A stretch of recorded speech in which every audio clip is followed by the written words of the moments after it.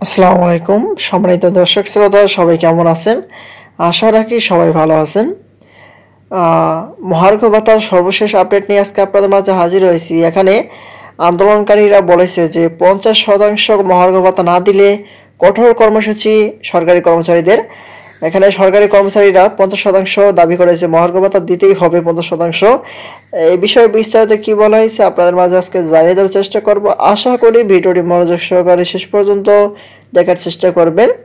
আর আমাদের চ্যানেলটিতে নতুন হয়ে থাকলে অবশ্যই চ্যানেলটি সাবস্ক্রাইব করে পাশে থাকা বেল আইকনটি অন করে রাখবেন। আজকে 7ই ফেব্রুয়ারি 2025 দেখি বিস্তারিত কি বলা হয়েছে। নবম পে স্কেল বাস্তবায়ন 50% মহার্ঘ ভাতা সহ 7 দাবিতে মহাসমাবেশ করেছে 11 থেকে 20তম গ্রেডের সরকারি কর্মচারীরা। 15 ফেব্রুয়ারির মধ্যে দাবি আদায় না হলে তারা দেশব্যাপী কঠোর কর্মসূচির হুঁশিয়ারি দেন। মানে 15 ফেব্রুয়ারির মধ্যে দাবি আদায় না হলে তারা দেশব্যাপী কঠোর কর্মসূচি হুঁশিয়ারি দিতে বলছে। এখানে যদি না হয় আরও কঠোর হুঁশিয়ারি দিবে, কর্মসূচি হবে আরও।